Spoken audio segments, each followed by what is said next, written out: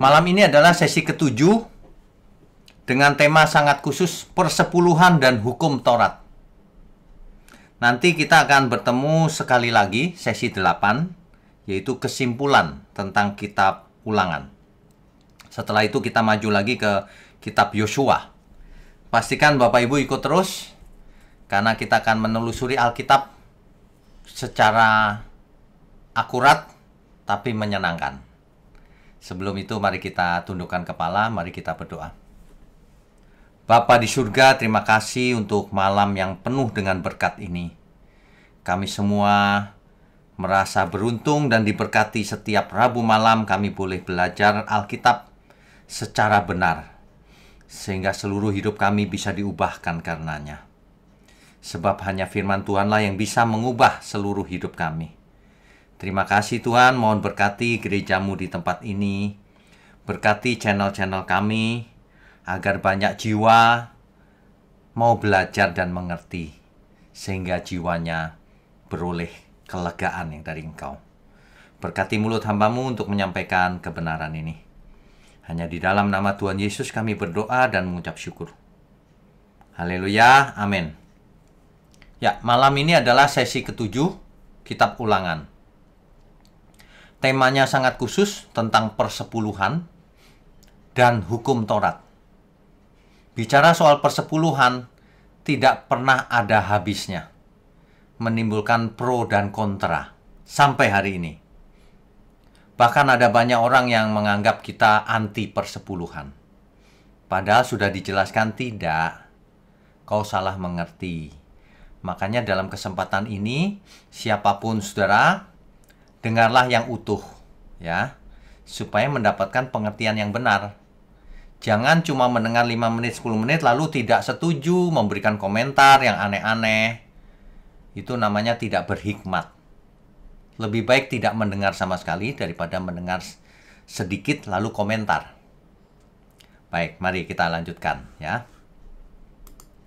Ya, bicara tentang persepuluhan.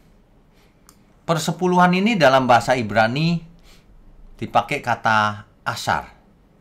Asar itu kata kerja. Ma'aser itu kata bendanya. Kalau di Perjanjian Baru dipakai kata Yunani apodekatoo atau dekatoo atau dekate nounnya. Bapak Ibu tentu ingat kata-kata deka. Deka itu artinya 10. Dekalog, 10 firman. Ya, dekate, dekatoo. Itu 1/10. Yang dimaksud dengan persepuluhan adalah suatu persembahan sebesar 1/10. Sebenarnya tidak hanya 1/10 sih. Ini sudah menjadi sangat populer. Baiklah kita pakai kata itu, baik berupa hasil bumi maupun bisa berupa uang kepada Tuhan. Itu definisi sederhananya. Tapi coba kita gali lebih lanjut ya. Ya, dalam bahasa Inggrisnya tithe itu ini adalah ma'asher, aser, dan hama'asher ya. Oke, ini bahasa Ibraninya. Kalau ini bahasa Yunaninya dekatos. Dekatos artinya yang ke-10 ya. Apodekatoo, membayar 1/10. Dekatoo, membayar persepuluhan. Oke, kita lanjutkan saja, cepat saja. Ya. Di dalam Alkitab, kalau kita bicara soal persepuluhan, kasus pertama yang kita temui di Alkitab adalah Abraham. Persepuluhannya Abraham. Ya. Kalau Bapak Ibu saudara sekalian baca dari Kejadian pasal 14 ayat 16 sampai 24. Bapak Ibu akan mendapatkan satu poin-poin berikut ini. Bahwa Abram mengalahkan Kedorlaomer dan sekutunya. Kemudian dibawanya segala harta benda itu. Jadi sebelum cerita itu kan perang antara Kedorlaomer dan sekutunya melawan Raja Sodom dan sekutunya. Raja Sodom kalah, semua kalah. Kita tahu Lot ada di Sodom. Sehingga Lot pun diangkut oleh Kedorlaomer. Mendengar hal itu, Abram mengejar. Sehingga membebaskan Lot, termasuk mengalahkan Kedorlaomer. Sehingga seluruh harta benda yang ada dibawa oleh Abram. Lalu Melkisedek, Raja Salem, seorang imam Allah yang maha tinggi, El Elyon, menyongsong dan memberkati Abram. Itu Kejadian 14 ayat 18-20 dan Ibrani 7 ayat 1 dan 10. Abram lalu memberikan 1/10 dari semuanya kepada Melkisedek. Dari semuanya itu dari mana? Dari rampasan perang tadi. Abram menang perang, hartanya musuh diambil semua, 1/10-nya dipersembahkan kepada Melkisedek. Setelah itu Raja Sodom menyongsong Abram. Raja Sodom hanya memohon kepada Abram untuk meminta kembali orang-orangnya. Orang-orangnya kembaliin, hartanya boleh diambil deh. Gitu. Tapi Abram tidak mau mengambil sedikit pun dari harta itu. Semuanya dikembalikan lagi ke Raja Sodom. Ini tentang peristiwa ini kita sudah bahas ya di seri Kitab Kejadian. Ini hanya mengulang supaya mendapatkan tentang persepuluhan awal mulanya. Ya. Abram memberikan persepuluhan atau 10% dari harta rampasan perang kepada Melkisedek, bukan dari hartanya sendiri. Perhatikan baik-baik ini. Sedangkan yang 90% dikembalikan semuanya kepada Raja Sodom. Itulah sekali seumur hidupnya Abram memberikan persepuluhan. Tidak pernah diulang lagi persepuluhan. Tidak ada catatan di Alkitab bahwa Abram memberikan persepuluhan. Kecuali sekali itu seumur hidup. Nah, itu pun dari hasil rampasan perang loh, bukan dari hartanya sendiri. Coba kita pikir baik-baik, apakah itu bisa menjadi teladan buat kita? Tentu tidak, bukan? Masa kita merampas harta orang untuk bayar persepuluhan? Kan tidak. Jadi ini adalah peristiwa khusus untuk Abram. Tidak bisa dijadikan dasar untuk memberi persepuluhan di zaman sekarang. Nggak bisa. Karena itu rampasan perang. Kasus kedua tentang persepuluhan yang kita temui di Alkitab setelah yang pertama Abram. Yang kedua adalah Yakub. Tapi sebelum itu, kalau Bapak Ibu saudara sekalian ingin tahu siapa Melkisedek, kita sudah bahas di sesi 29 seri Kitab Kejadian. Silakan didengarkan di YouTube, di channel-channel kita ya. Di channel saya maupun channel GSKI Pantai Indah Kapuk. Ada dua-duanya. Oke, kita lanjutkan lagi. Ya. Kasus kedua yang kita temui setelah Abram adalah Yakub. Bisa dibaca di Kitab Kejadian 28 ayat 16-22. Yakub bermimpi ia melihat ada tangga dari bumi ke langit. Malaikat-malaikat turun naik di tangga itu. Ketika Yakub bangun dari tidurnya, ia sadar bahwa Tuhan hadir ternyata. Tapi ia tidak tahu bahwa Tuhan hadir. Dan tempat itu adalah rumah Allah. Pintu gerbang surga atau portal ke surga. Itulah sebabnya tempat itu dinamakan Betel. Betel. Ya. Bait Allah. Bet itu rumah atau bait. El itu Allah. Bait Allah. Rumah Allah. Rumah Tuhan. Ya. Lalu bernasarlah Yakub. Jika Allah akan menyertai dan akan melindungi aku di jalan yang kutempuh ini, memberikan kepadaku roti untuk dimakan dan pakaian untuk dipakai, sehingga aku selamat ke rumah ayahku, maka Tuhan akan menjadi Allahku. Ini Yakub ini kondisional cintanya. Dan batu yang kudirikan sebagai tugu ini akan menjadi rumah Allah. Dari segala sesuatu yang kau berikan kepadaku akan selalu kupersembahkan 1/10 kepadamu. Bapak Ibu bayangkan deh. Diberi Tuhan segala sesuatunya 1/10 aku balikin Tuhan asal aku diselamatkan. Apa ini? Ini motif yang tidak benar sebenarnya. Engkau adalah Tuhanku. Kalau kau berkati aku, kalau kau selamatkan aku, gitu kira-kira. Ini fakta Alkitab nih. Jadi Yakub hanya akan mempersembahkan persepuluhannya jika Tuhan mengabulkan nasarnya. Lalu bagaimana caranya Yakub mempersembahkan persepuluhan itu kepada Tuhan? Kan belum ada keimaman Lewi. Nggak jelas juga. Dikasih ke siapa coba? Kan belum ada bait Allah, belum ada semuanya. Apakah selanjutnya Yakub benar-benar mempersembahkan persepuluhannya? Tidak ada catatan juga untuk itu. Kalau ditanya apakah ini menjadi teladan untuk kita? Tentu tidak. Jangan pernah ada di antara kita yang bernasar. Tuhan, ku kasih persepuluhan kalau kau lipat gandakan bisnisku 100 kali, 60 kali, 30 kali. Yang dengar ketawa. Nah, kamu kok curang sama Tuhan? Untung dong. Dikembali 100 kali aja kau kasih 10% ke Tuhan. Yang 90% kau kantongin. Jangan pernah punya motif untuk memancing berkat. Nggak sopan itu namanya sama Tuhan. Ya, harus tulus. Mari kita belajar dari Alkitab. Apa adanya. Jangan menipu diri sendiri. Orang kalau mendengar begini nggak suka. Padahal ini Alkitab. Kalau orang tidak suka, nggak usah dengar firman Tuhan yang benar. Memang sukanya menyenangkan diri sendiri. Diceritain yang benar, nggak mau belajar. Nah, tentang mimpi Yakub ini juga pernah sudah kita bahas di pertemuan sesi ke-36 Kitab Kejadian. Itu kita bahas secara detail ya. Oke, kita lanjutkan terus. Nah, akhirnya persepuluhan ini menjadi bagian dari Taurat.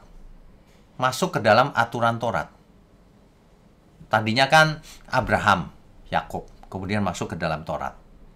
Abraham memberi persepuluhan ini, dia dapat ide dari mana itu?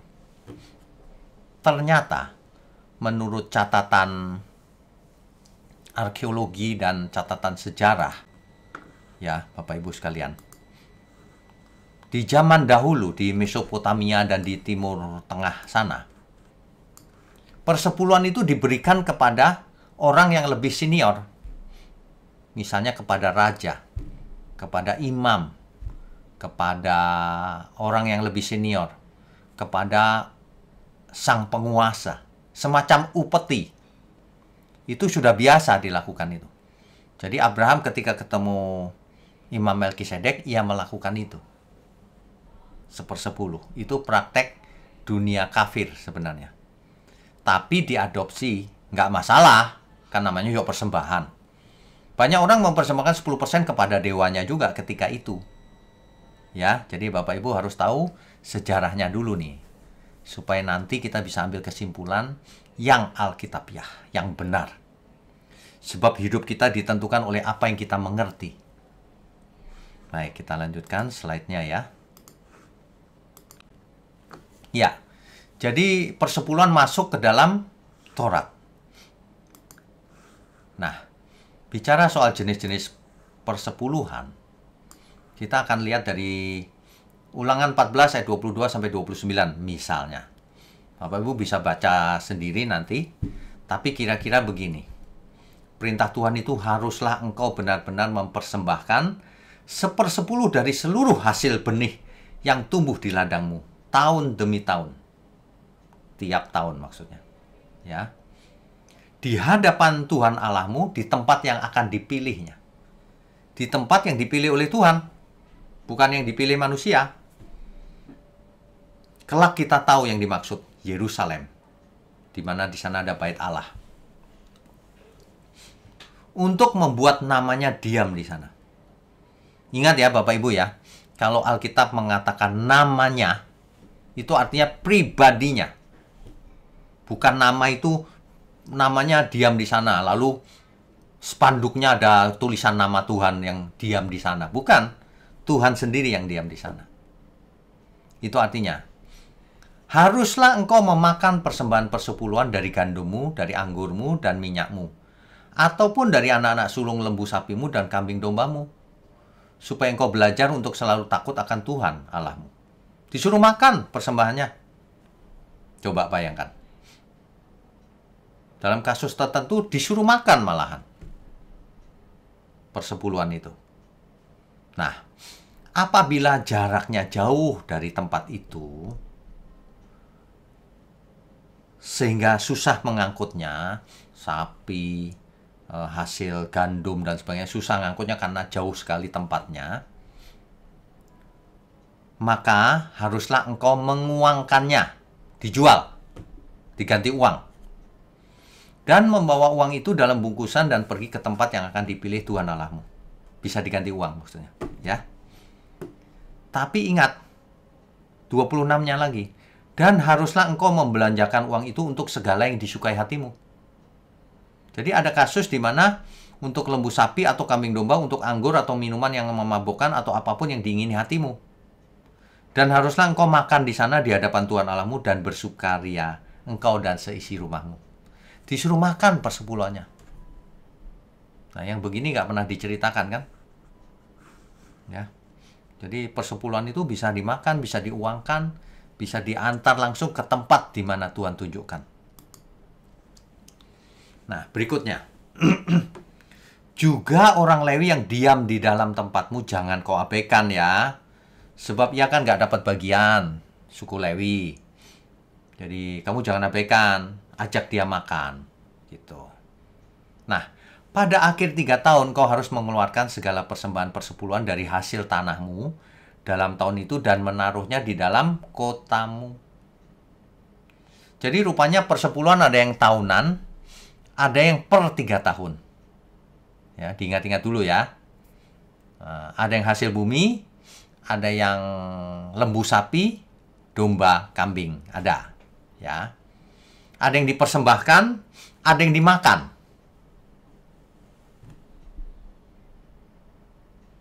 Ya.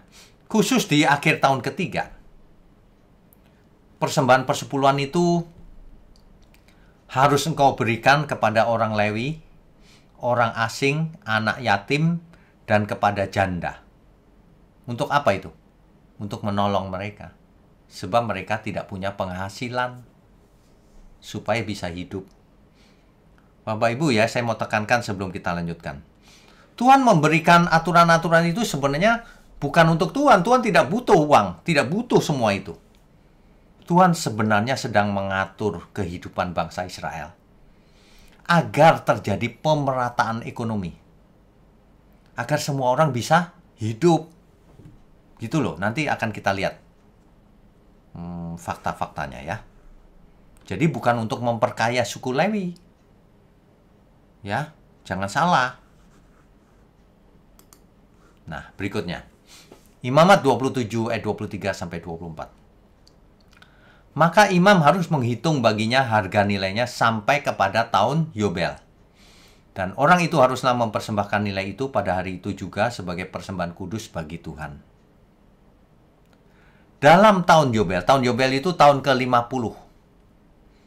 Ladang itu harus dipulangkan kepada orang yang menjual kepadanya. Yakni kepada orang yang mula-mula memiliki tanah itu. Bapak Ibu perhatikan ya. Di tahun ke-50, apapun yang kau beli, tanah, rumah, dan sebagainya, kembalikan ke yang punya. Ini perintah Tuhan. Ya. Nah, akan tetapi anak sulung dari antara hewan tidak boleh dikuduskan oleh siapapun. Itu harus dipersembahkan karena milik Tuhan. Nggak boleh diganti uang. Nggak boleh. Yang memang milik Tuhan ya harus dikorbankan gitu. Tapi kalau ada hewan yang haram, haruslah orang menebusnya, membelinya menurut nilainya dengan menambah 1/5. Jadi bukan 10%, tambahin 1/5 lagi nilainya. Ya, oke. Kita lanjutkan dulu. Ini penting. Perhatikan baik-baik, Bapak Ibu sekalian. Demikian juga segala persembahan persepuluhan dari tanah. Baik dari hasil benih tanah, maupun dari buah pohon-pohonan adalah milik Tuhan. Itulah persembahan kudus bagi Tuhan. Nah, yang 31 penting, perhatikan baik-baik. Tetapi jikalau seseorang mau menebus juga sebagian dari persembahan persepuluhannya itu, artinya mau ditukar uang, maka ia harus menambah 1/5-nya. 10% ditambah 1/5-nya 10% berapa, saudara? 1/5-nya 10% itu 2%.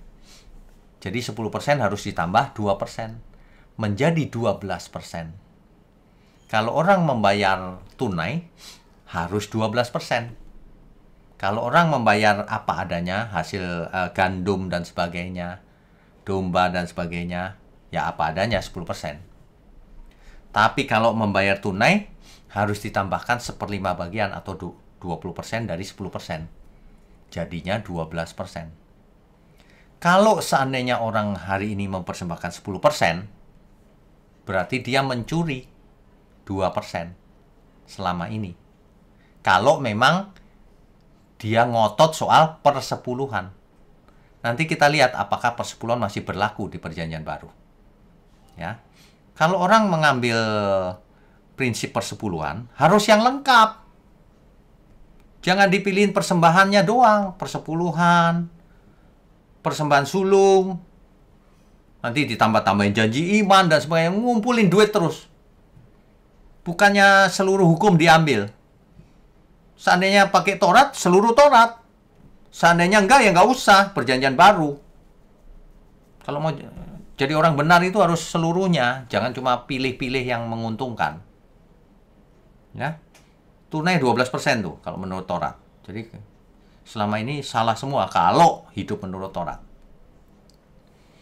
Mengenai segala persembahan persepuluhan dari lembu sapi dan kambing domba, maka dari segala yang lewat dari bawah tongkat gembala waktu dihitung, setiap yang ke-10 harus menjadi persembahan kudus bagi Tuhan.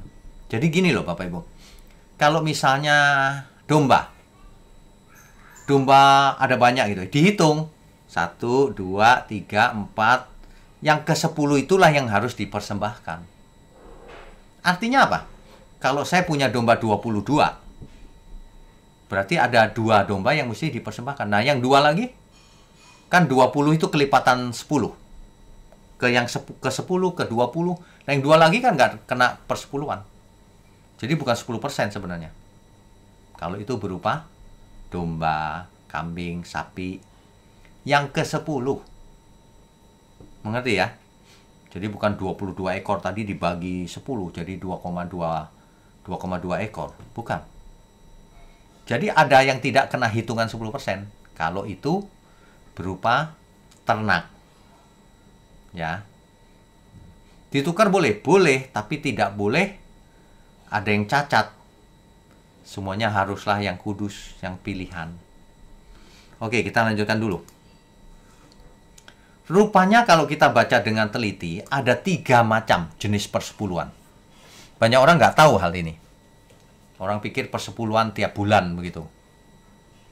Kalau menurut Alkitab, jenis pertama adalah persepuluhan kepada orang Lewi, suku Lewi.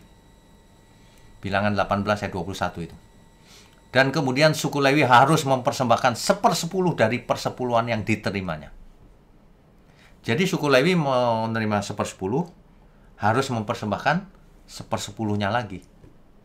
Ya. Nah, persepuluhan yang kedua nih, itu jenis pertama. Yang kedua, persepuluhan berkaitan dengan makan bersama dengan suku Lewi. Itu yang tadi kita bahas ya.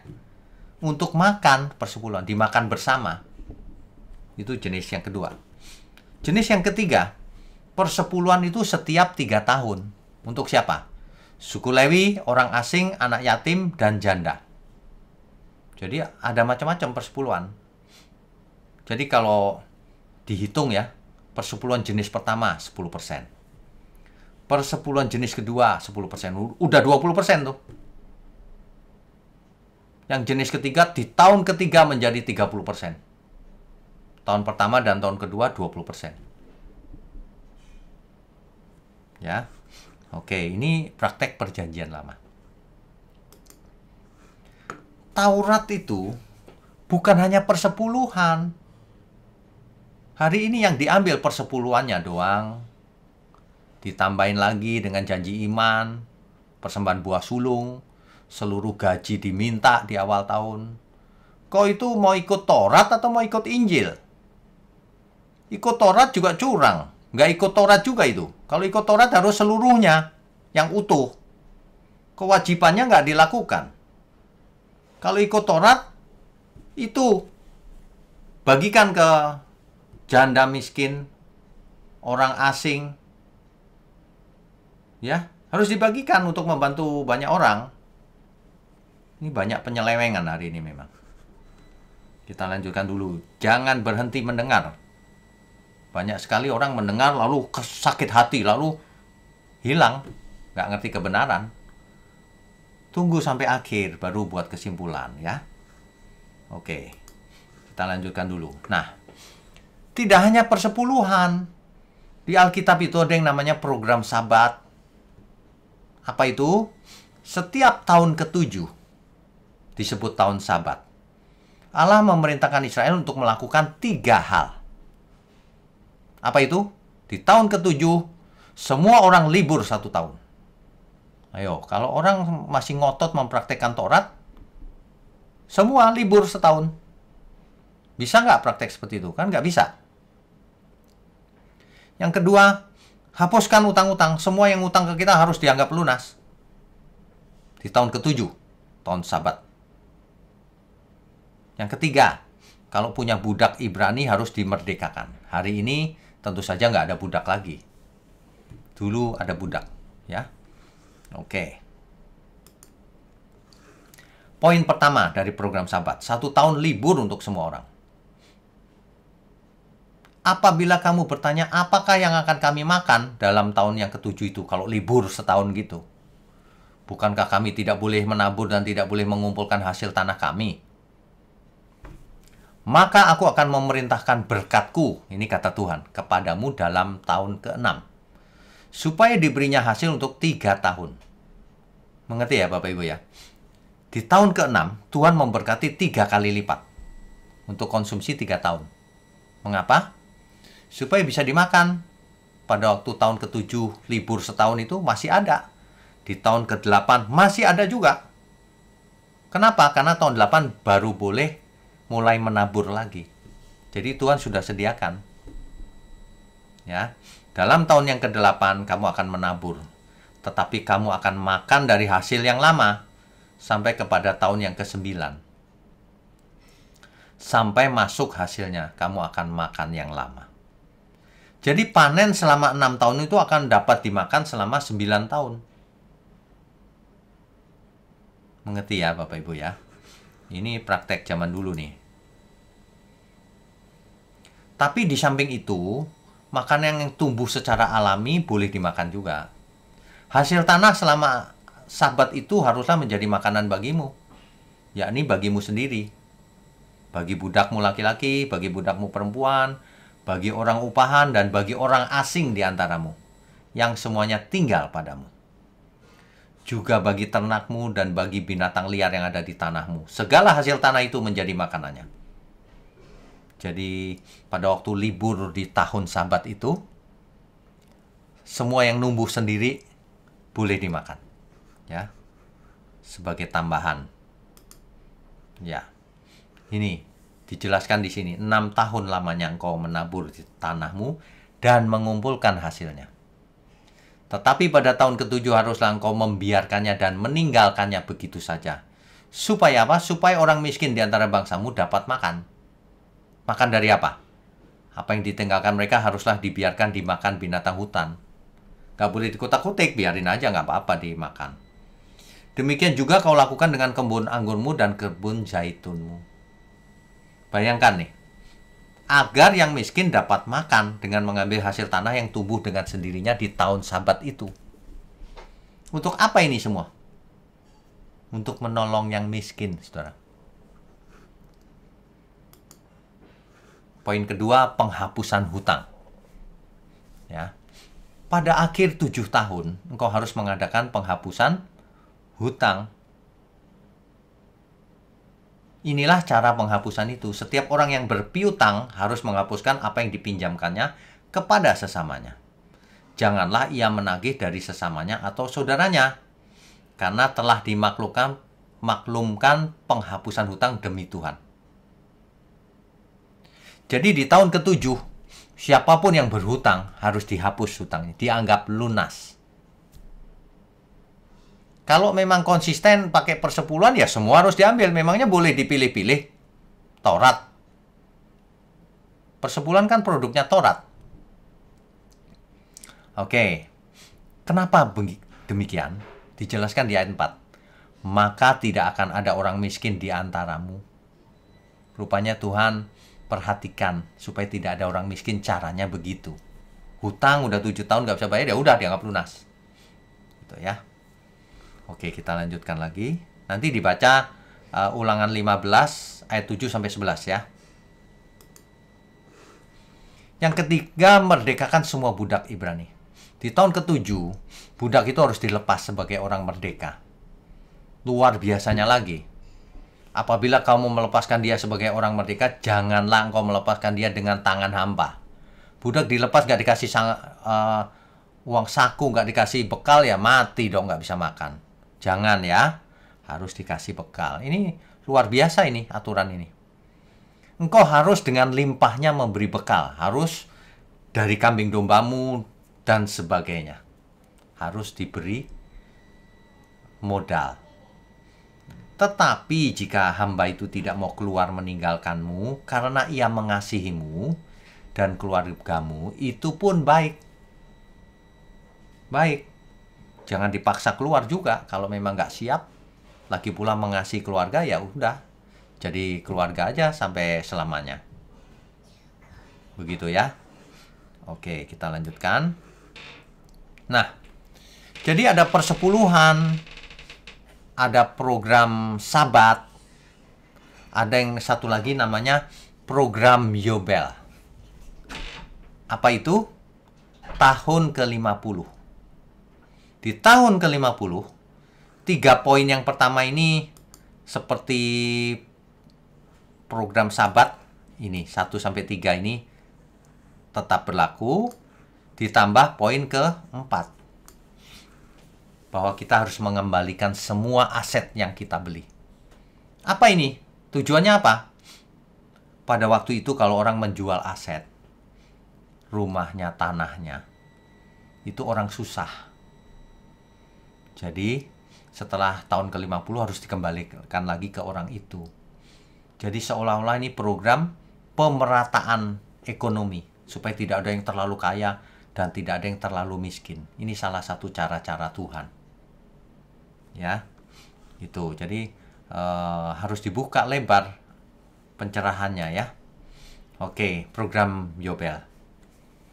Nanti dibaca saja ya. Apabila saudaramu jatuh miskin sehingga ia menjual sebagian dari miliknya dan seterusnya. Di tahun ke-50 harus dikembalikan. Demikian juga itu mempengaruhi harga tanah. Bapak Ibu bayangkan deh, kalau rumah itu kita sewakan atau kita jual, padahal sudah mendekati tahun 50, kan harganya jadi kecil. Tinggal 5 tahun umurnya, harus dikembalikan ke yang punya. Siapa yang mau beli? Maka bisa, tapi harganya dihitung proporsional, selayaknya. Ini sebenarnya luar biasa loh. Zaman dulu saja sudah ada yang prinsip begini. Nah, kalau kita perhatikan tahun Yobel, tahun Sabat, dan persepuluhan yang 3 tahun, kita nggak bicara persepuluhan yang setiap tahun ya, yang 3 tahun saja. Kalau kita buat catatannya adalah seperti ini. Ini saya buat tahun 1 sampai tahun 50. Tahun 1 sampai tahun 50. Yang kuning ini adalah persepuluhan per 3 tahun. Kita nggak bicara yang per tahun ya, ini yang 3 tahun saja. Yang 3 tahun, maka di tahun ketiga, ini dia. Bayar persepuluhan per 3 tahun. Ini dia di tahun ke-6. Dan seterusnya. Sampai tahun 50 yang terakhir tahun ke-48.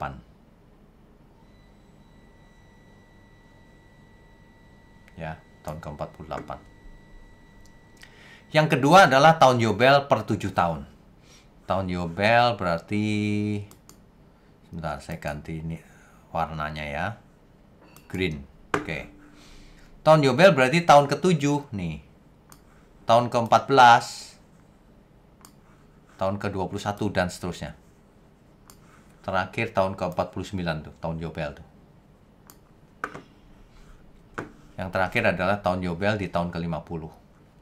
Nah, kalau kita perhatikan ini, sebenarnya sistem ini adalah untuk pemerataan kekayaan. Supaya tidak ada yang kaya sekali, tidak ada yang miskin sekali. Bayangkan, setiap 3 tahun, persepuluhan untuk dibagikan kepada suku Lewi, orang asing, janda miskin, semua yang membutuhkan, orang miskin maksudnya. Ya, itu tiap 3 tahun. Tiap 7 tahun, hutang-hutang dianggap lunas. Ya, tiap 7 tahun tuh, hutang-hutang dianggap lunas. Budak harus dibebaskan. Bukan cuma dibebaskan, diberi bekal supaya bisa hidup. Kecuali tidak mau ya nggak apa-apa, tinggal sama-sama seperti keluarga, mengasihi ya. Nah, barulah tahun Yobel tahun ke-50 ini yang terakhir nih. Coba perhatikan Bapak Ibu. Ada tahun-tahun tertentu yang persepuluhan 3 tahun dan tahun Yobel terjadi di tahun yang sama. Misalnya ini, tahun ke-21. Yobel dan perpuluhan terjadinya bersamaan. Bayangkan di tahun itu, ada persepuluhan yang tahunan, ada persepuluhan yang 3 tahunan, ada persepuluhan lagi yang untuk Sabat. Jadi berapa itu bayarnya? Bapak Ibu perlu ingat ya tadi ya, yang Sabat tadi ya. Mana Sabat? Ini program Yobel yang Sabat. Nah ini dia. 1 tahun libur, penghapusan hutang, merdekakan semua budak Ibrani. Ya. Jadi ini Bapak Ibu. Nah, yang paling berat adalah yang terakhir nih. Di tahun ke-48 kena yang program 3 tahunan. Di tahun 49 kena lagi yang tahun Sabat maksud saya. Bukan tahun Yobel. Ini salah ketik nih Bapak Ibu. Yang benar adalah tahun Sabat ya. Kemudian yang 50 ini barulah tahun Yobel. Berturut-turut nih 3 tahun yang terakhir ini. Berat ini bayarnya. Sebenarnya bukan itu. Yang kaya membayar dengan berat untuk pemerataan ekonomi. Begitu ya. Jangan disalahartikan suku Lewi berhak lalu jadi kaya. Bukan itu artinya. Supaya ada pemerataan ekonomi. Sehingga Alkitab berkata, tidak akan ada orang miskin di antaramu. Ingat ya ayat tadi ya. Nah, tapi ingat Taurat juga bukan cuma itu. Taurat itu mengatur berbagai macam persembahan, berbagai kurban, berbagai hari raya, berbagai liturgi, bahkan dieksplor menjadi 613 peraturan. Kalau ada orang zaman sekarang yang mengambil aturan Taurat tapi cuma persembahannya doang, kewajibannya tidak, kan salah itu artinya. Bukan Pak, itu berdasarkan Injil. Enggak, Injil nggak ada persepuluhan. Ini produknya Taurat, Bapak Ibu. Ya, coba kita lanjutkan lagi ya. Jadi bolehkah orang percaya memberi persepuluhan? Kita akan jawab di akhir sesi. Sebelum itu kita lihat dulu apa yang terjadi. Yesaya pernah mencatat demikian. Jangan lagi membawa persembahanmu yang tidak sungguh, sebab baunya adalah kejijikan bagiku. Kalau kamu merayakan bulan baru dan Sabat, atau mengadakan pertemuan-pertemuan, aku tidak tahan melihatnya, karena perayaanmu itu penuh kejahatan. Perayaan-perayaan bulan barumu dan pertemuan-pertemuanmu yang tetap, aku benci melihatnya. Semuanya itu menjadi beban bagiku. Aku telah payah menanggungnya. Apabila kamu menadahkan tanganmu untuk berdoa, aku akan memalingkan mukaku. Tuhan tidak mau. Bahkan sekalipun kamu berkali-kali berdoa, aku tidak akan mendengarkannya, sebab tanganmu penuh dengan darah. Rupanya ada kasus di mana Israel bertindak terlalu jauh, sehingga Tuhan tidak memperhatikan, tidak mau, benci bahkan melihat itu, kamu merayakan bulan baru, Sabat, dan sebagainya itu. Ya. Yang lebih penting berarti bukan persembahannya, hidup umatnya, hidup manusianya itu. Itu sejak kitab Yesaya itu. Maleaki terkenal banget nih, Maleaki. Dipakai orang untuk menjustifikasi atau membenarkan pemberian persepuluhan. Di zaman sekarang loh, banyak orang pakai ayat Maleaki ini. Saya mau ingatkan bahwa kitab Maleaki ini adalah firman Tuhan kepada bangsa Israel. Bukan kepada kita. Kepada bangsa Israel. Melalui Nabi Maleaki. Kalau hikmatnya mau diambil, boleh. Ya, tetapi ini adalah teguran Tuhan terhadap Israel melalui Nabi Maleaki. Dibaca saja Maleaki 1 ayat 1 kalau nggak percaya. Dalam catatan ini, Israel ditegur karena mempersembahkan binatang yang buta, timpang, sakit, cacat.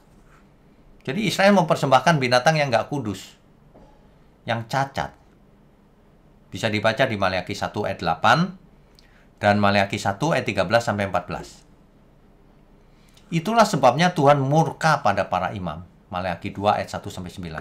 Ini ceritanya kemurkaan Tuhan terhadap Israel. Maleaki 3 ayat 3, Tuhan menginginkan persembahan korban yang benar, jangan yang begitu, yang cacat. Bahkan Maleaki 3 ayat 8 dikatakan Israel menipu Tuhan dengan cara memberikan persepuluhan dan persembahan khusus dengan tidak benar. Nah, ayat 10 sering dipakai banyak orang untuk memancing orang memberi persepuluhan. Bawalah seluruh persembahan persepuluhan itu ke dalam rumah perbendaharaan, supaya ada persediaan makanan di rumahku, dan ujilah aku, firman Tuhan semesta alam. Apakah aku tidak membukakan bagimu tingkap-tingkap langit dan mencurahkan berkat kepadamu sampai berkelimpahan? Ini dipakai nih. Heran ya, kok tidak membaca ayat sebelumnya ya.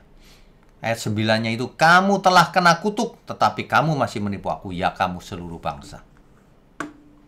Bapak Ibu bisa mengerti nggak ya maksudnya ya, maksud dari Maleaki ini.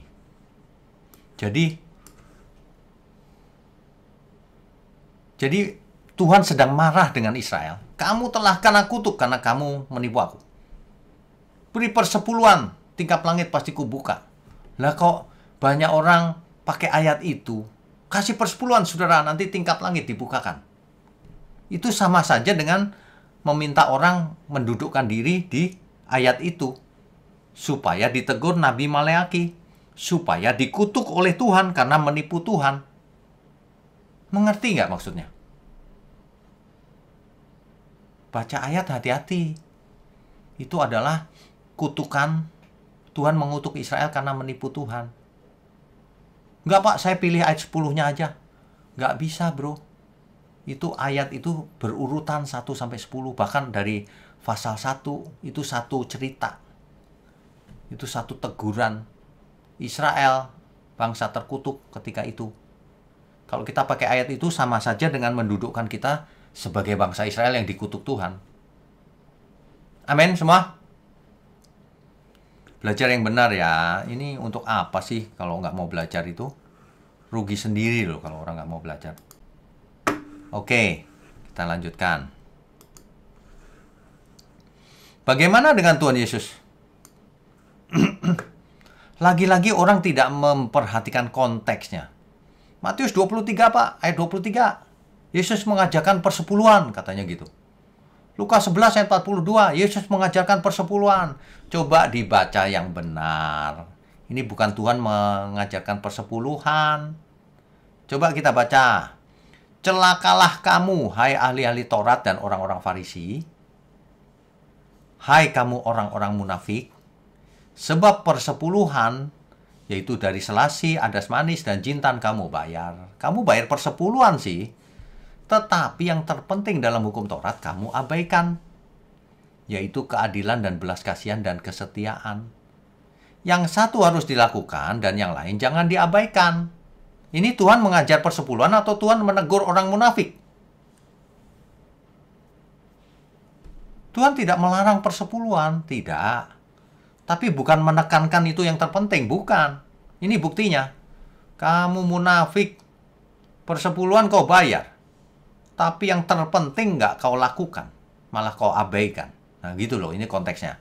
Ini bukan Tuhan Yesus mengajar persepuluhan. Tuhan marah orang bayar persepuluhan, tapi yang penting malah nggak diurusi. Sama. Kalau ada yang zaman sekarang menekankan perpuluhan terus khotbahnya, tapi kebenaran nggak diajarkan, Alkitab nggak diajarkan dengan benar, ya itu sama dengan ini. Kalau Tuhan ada di sini dimarahin, celaka kau. Digituin pasti.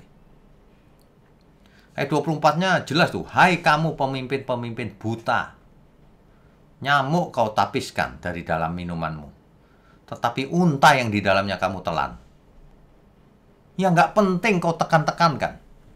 Yang lebih penting kau abaikan. Kira-kira gitu. Jadi ini Yesus bukan sedang mengajarkan atau menekankan persepuluhan. Tetapi sedang memperingatkan atau marah kepada orang-orang munafik. Karena mereka membayar persepuluhan, tetapi yang lebih penting malah tidak dilakukan. Tentu saja Yesus tidak keberatan dengan persepuluhan. Tetapi itu bukan yang paling penting. Jangan ditekan-tekanin terus. Jadi jangan mengabaikan hal yang lebih penting. Yaitu, poinnya di situ. Lukas 11 ayat 42 juga sama. Di perjanjian baru, persepuluhan itu tidak pernah ditekankan. Yang ada adalah teguran-teguran seperti ini dan cuma cerita perjanjian lama. Ya, ini ada contoh lagi nih, orang yang bangga sudah membayar persepuluhan. Ini dia. Ada dua orang pergi ke bait Allah untuk berdoa. Yang seorang adalah Farisi dan yang lain pemungut cukai. Orang Farisi itu berdiri dan berdoa dalam hatinya begini, ya Allah, aku mengucap syukur kepadamu karena aku tidak sama seperti semua orang lain. Aku bukan perampok, bukan orang lalim, bukan pezina, bukan seperti pemungut cukai ini. Waduh, orang Farisi ini tidak melanggar hukum sih. Tetapi sikap hatinya tidak seperti pemungut cukai ini. Wah, dia merendahkan. Aku berpuasa 2 kali seminggu, aku memberikan 1/10 dari segala penghasilanku. Bayar persepuluhan. Tapi kita lihat, tetapi pemungut cukai itu berdiri jauh-jauh. Bahkan ia tidak berani menengadah ke langit. Melainkan ia memukul dirinya dan berkata, ya Allah, kasihanilah aku, orang berdosa ini. Tuhan Yesus berkata apa? Aku berkata kepadamu, orang ini pulang ke rumahnya sebagai orang yang dibenarkan Allah. Dan orang lain itu, orang Farisi itu, nggak benar itu. Sebab barang siapa meninggikan diri, ia akan direndahkan. Dan barang siapa merendahkan diri, ia akan ditinggikan. Ya, percuma bayar persepuluhan. Kalau kamu sombong, percuma. Kamu merasa lebih rohani dari yang lain, percuma. Yang inti malah kau nggak pelajari, kau abaikan. Ya, malah kau sombong. Ini beberapa ayat yang perlu kita pelajari. Dan sekalipun aku membagi-bagikan segala sesuatu yang ada padaku, semua dibagikan nih. Bahkan menyerahkan tubuhku untuk dibakar. Tubuh kita dibakar sekalipun. Tetapi jika aku tidak mempunyai kasih, sedikit pun tidak ada faedahnya bagiku. Jelas ya Bapak Ibu? Nggak ada gunanya. Jadi hari ini kalau ada yang menekankan persepuluhan, itu nggak ada gunanya jika hidupnya tidak berkenan bagi Tuhan. Ya. Jangan ngajarin, beri persepuluhan saudara, nanti dibalas Tuhan 100 kali, 60 kali, 30 kali. Jangan pernah mengajarkan itu lagi. Itu tidak ada di Alkitab. Ya. Mengajarin persembahan, suruh minta lagi ke Tuhan.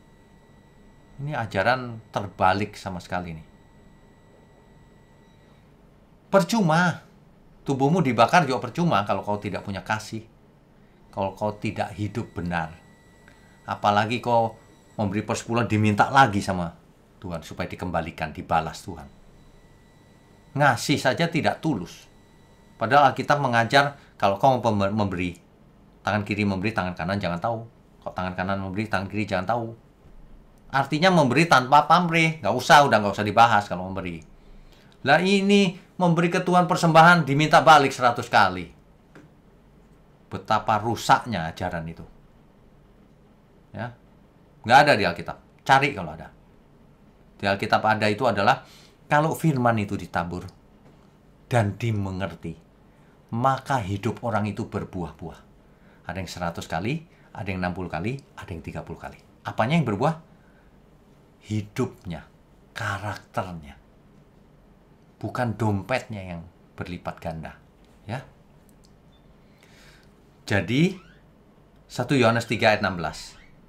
Demikianlah kita ketahui kasih Kristus, yaitu bahwa ia telah menyerahkan nyawanya untuk kita. Jadi kita pun wajib menyerahkan nyawa kita untuk saudara-saudara kita.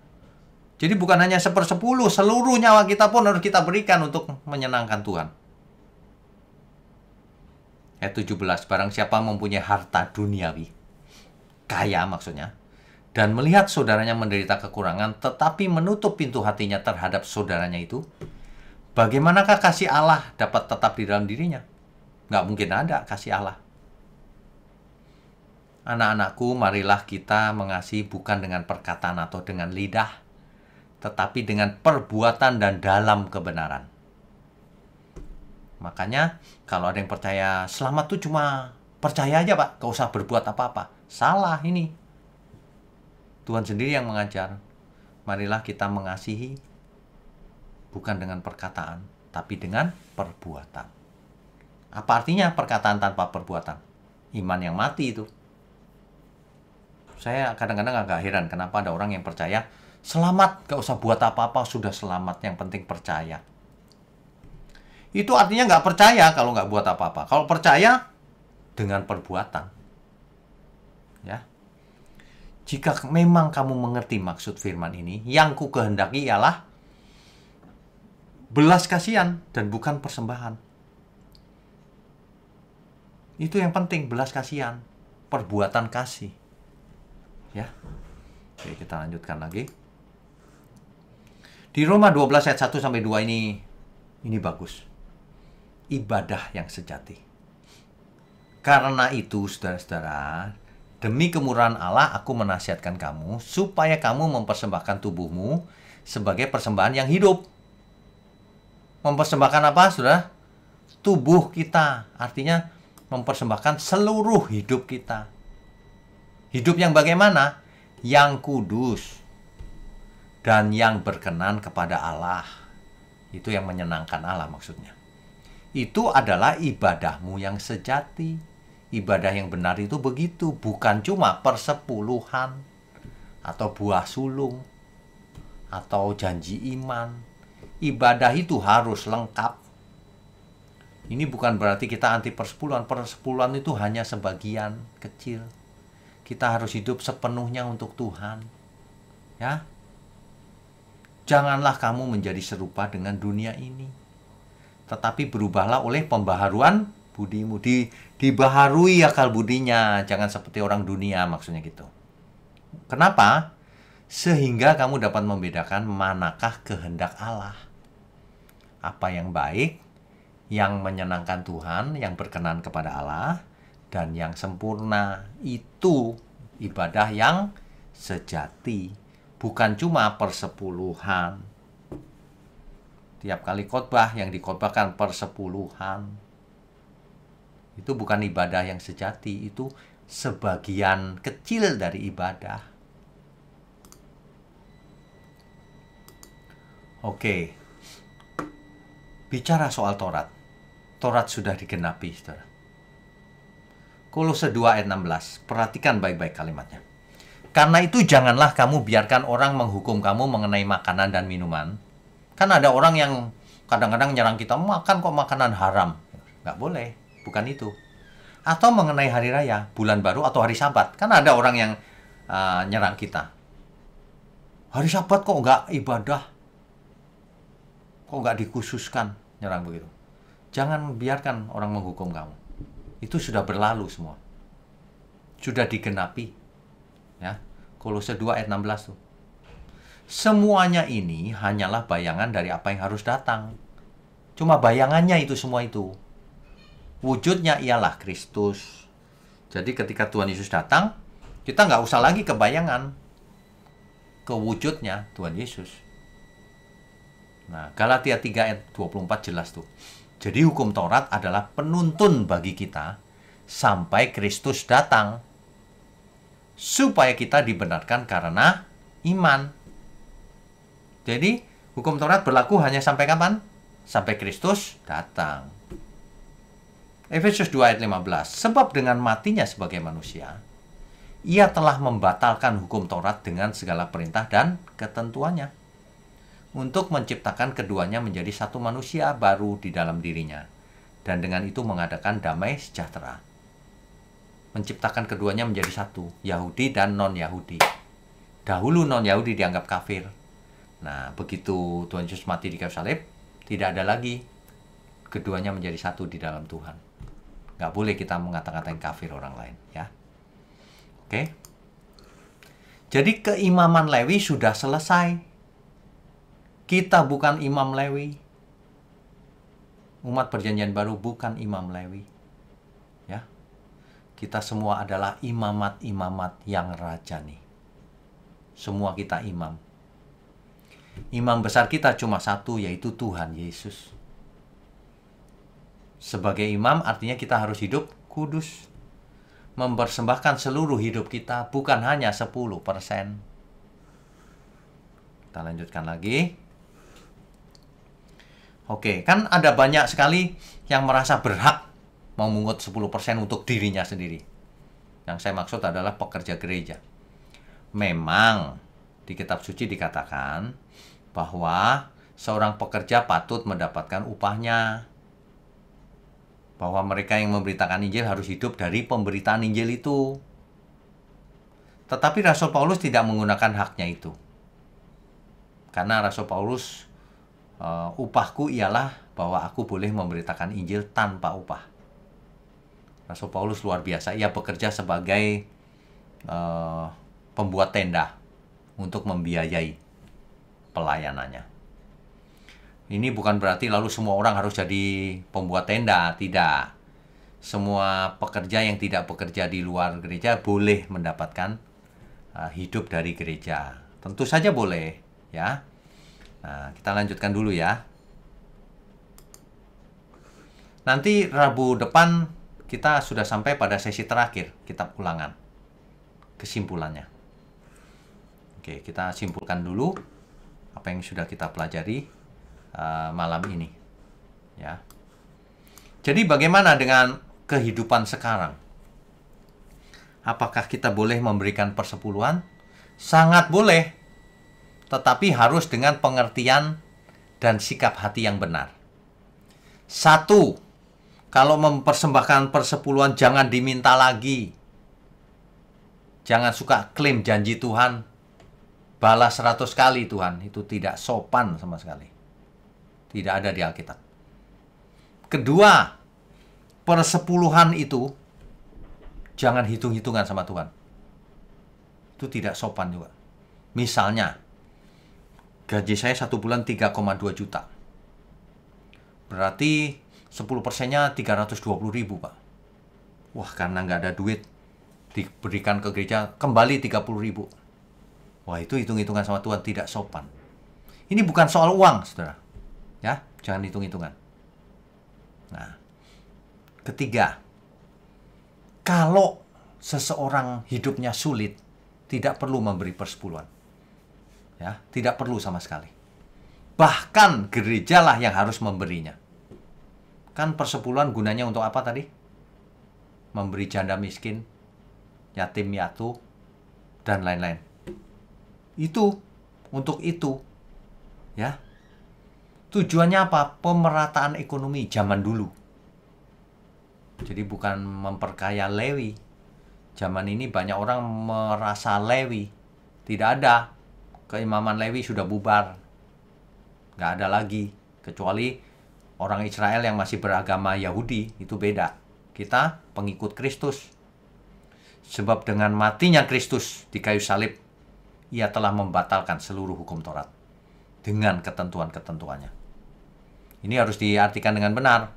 Bukan berarti sekarang boleh mencuri, boleh berzina. Bukan itu. Hukum Taurat yang lama diganti dengan hukum kasih karunia. Tapi bukan berarti boleh membunuh dan sebagainya. Malah lebih berat. Kalau kamu membenci saudaramu, kamu sudah membunuh. Kalau kamu mengingini perempuan lain, kamu sudah berzina dalam hatimu. Itu disempurnakan oleh Tuhan malahan. Ya. Jelas ya? Jadi bagaimana kita harus hidup? Seluruh hidup kita milik Tuhan. Kalau beri persepuluhan, beri saja. Tidak usah minta dibalikin. Memang kita harus mendukung pekerjaan Tuhan. Khususnya adalah gereja-gereja kecil di daerah-daerah.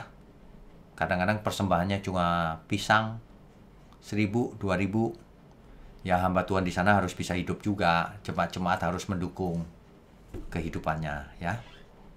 Tetapi bukan berarti lalu tanpa batas dikantongin oleh gembala. Kalau itu penyelewengan. Ya. Jadi kaya raya gitu. Sudah kaya raya bahkan tidak pernah membantu orang miskin. Tidak pernah menyekolahkan. Tidak pernah ada misi. Semuanya dikumpulkan untuk membangun gedung yang mewah. Dan untuk dirinya sendiri. Kalau ini penyelewengan. Bapak Ibu jangan pernah memotong video saya ya. Kita tidak pernah anti persepuluhan. Ini bukan soal uang soalnya. Ini sikap hati. Berapapun yang saudara beri, asal dengan tulus.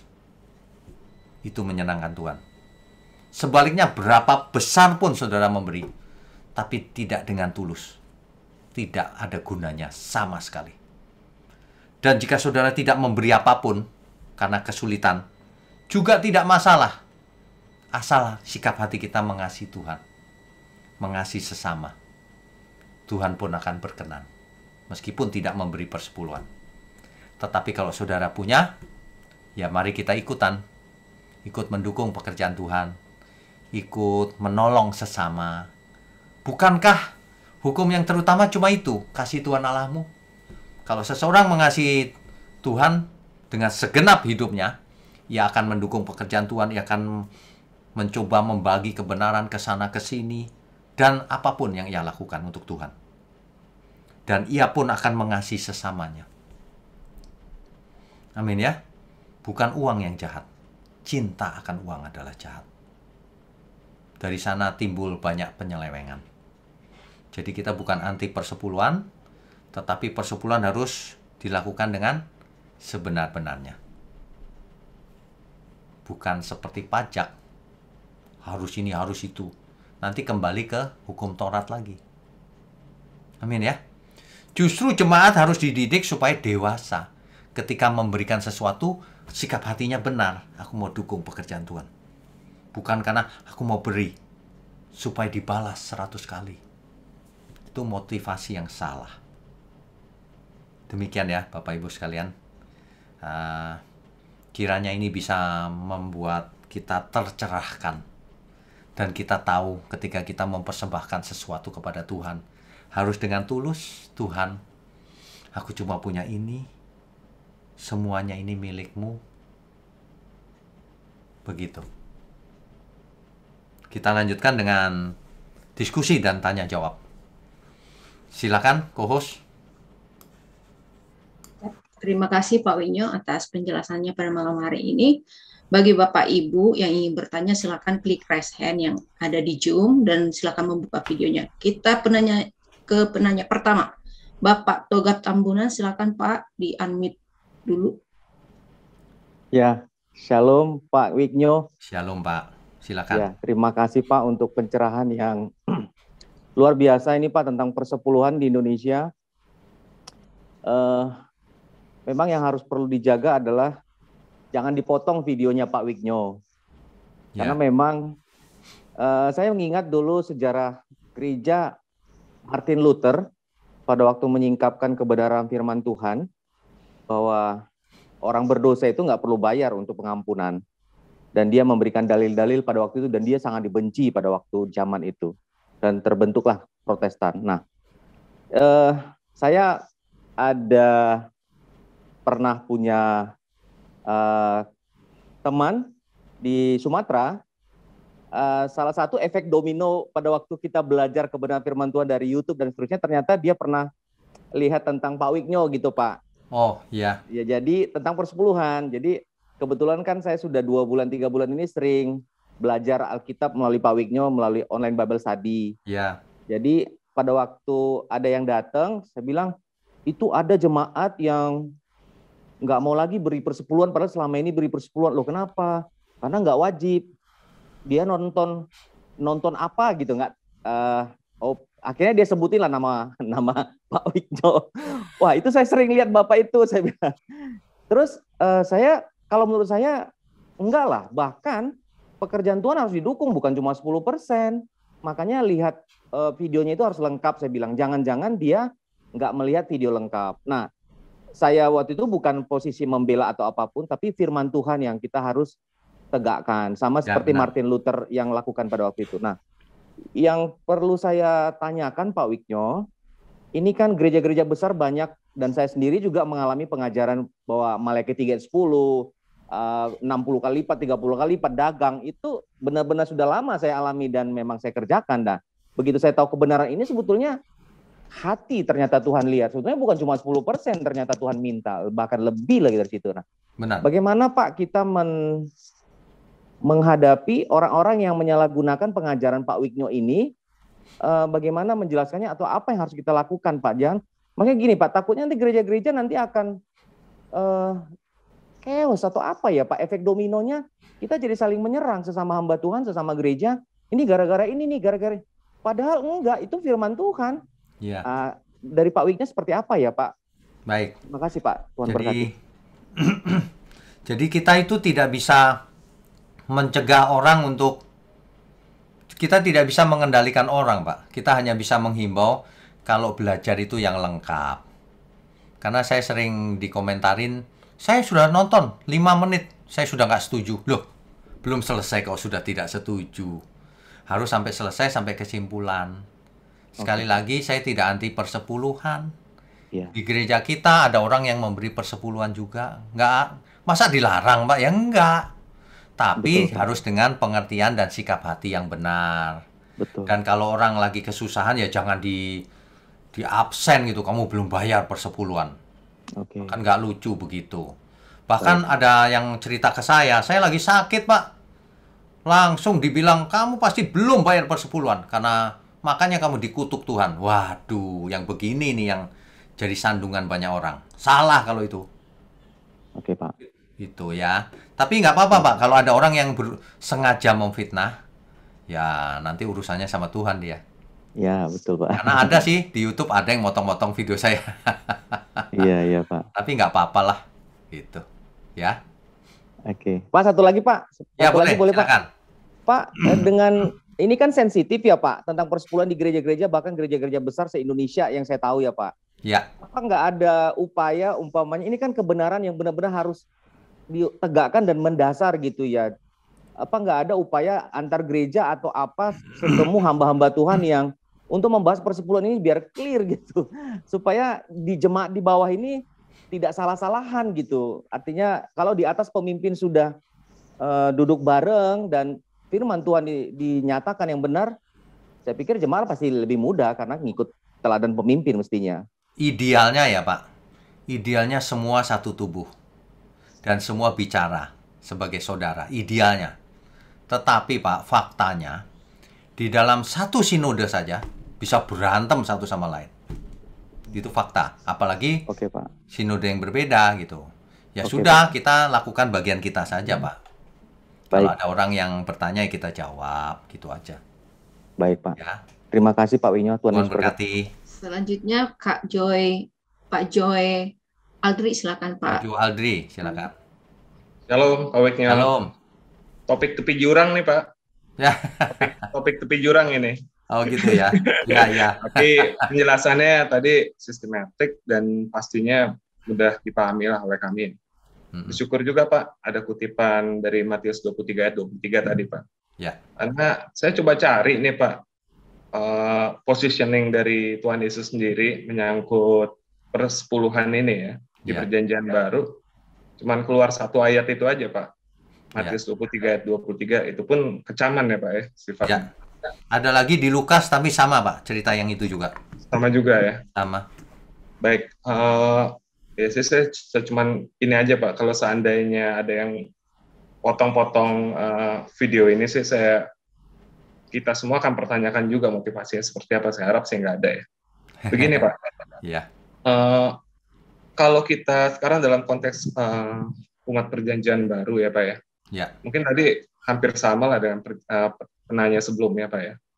Kalau di perjanjian lama kan kalkulasinya tuh begitu detail ya Pak ya. Ya, benar. Jadi kalkulasinya begitu detail di sana. Kalau untuk perjanjian baru, bagaimana membedakan antara persepuluhan dan kemudian persembahan dan juga sifatnya amal gitu ya Pak? Bagaimana perjanjian baru bicara soal itu Pak Miki? Terima kasih. Oke, baik. Di perjanjian baru tidak ada yang namanya syariat. Kalau perjanjian lama ada syariat Taurat itu ya. Kalau perjanjian baru tidak diatur berapa persennya, aturannya bagaimana dan seterusnya. Kenapa? Karena diharapkan umat perjanjian baru cerdas, bukan agamawi. Itulah yang disebut dengan kitab Ibrani atau yang dinubuatkan oleh Jeremia. Itu, aku akan menaruh hukumku di akal budi manusia dan di hatinya. Nah, itu umat perjanjian baru. Sehingga cerdas ketika kita memiliki sesuatu untuk dibagi, ini saya bagi kemana ya? Itu supaya sesuai kehendak Tuhan. Nah, itu tujuannya itu menjadi anak-anak Allah itu. Sehingga tidak terikat oleh suatu rumusan. Tidak.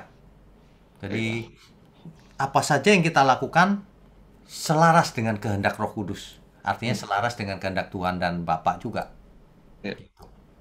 Ya. Baik Pak. Oke. Terima kasih Tuhan berkati. Bapak Rafli Rinaldi, silakan Pak. Pak Rafli, silakan.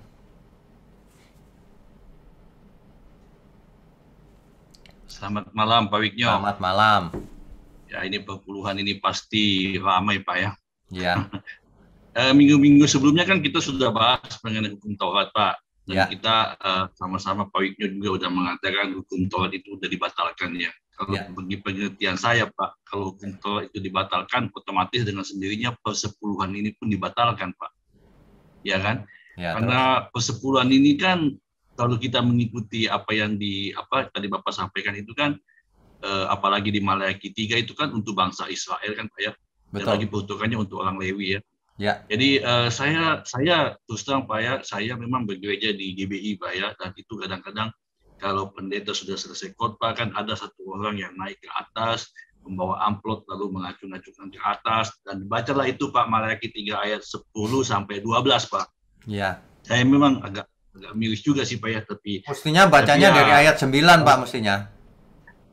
Iya itulah Pak. Itulah masalahnya Pak. Yang baik-baik aja dibaca Pak, yang enggak dibaca Pak. Okay. Tapi salutlah buat GSKI ya. GSKI memang saya dari dulu memang udah dengar dari Pak Erastus bahwa tidak pernah GSKI itu selalu membacakan mengenai persepuluhan. Dan kalau Pak Wiknyo tadi sudah memaparkan, ada teman saya satu Pak, hamba Tuhan di GSKI juga yang sangat keras sekali Pak bicara mengenai persepuluhan Pak. Mungkin Pak Wiknyo tahu ya orangnya ya. Ya. Dia malah bilang persepuluhan itu tidak usah dibayar katanya. Kan keras Pak. Jadi kalau seandainya Anda memberi dengan kerelaan, itu boleh. Karena memang kita tahu bahwa gereja juga kan butuh biaya Pak ya untuk membayar listrik, membayar office boy segala macam begitu Pak ya. Benar. Nah, ya seperti itu Pak kondisinya mengenai persepuluhan. Jadi pendapat saya sih saya sangat setuju dengan apa yang Pak Wiknyo katakan bahwa kalau kita memberi itu sebenarnya tidak perlu sampai persepuluhan Pak ya. Bagaimana dengan orang-orang susah seperti tadi Ibu tadi itu misalnya kalau tidak punya pendapatan atau orang yang tidak punya pendapatan tetap setiap bulan. Bagaimana hitungnya Pak? Iya benar. Kan? Benar. Jadi berilah apa yang kamu mampu gitu loh. Benar. Makanya ya Pak, sebenarnya nggak semuanya. Kalau yang nggak punya ya kita yang mesti nolong. Kebalik nih. Banyak orang karena malu malah ngutang, Pak, bayar persepuluhan. Nah, itu dia. Jadi masalah ya, itu penyimpangan. Ya.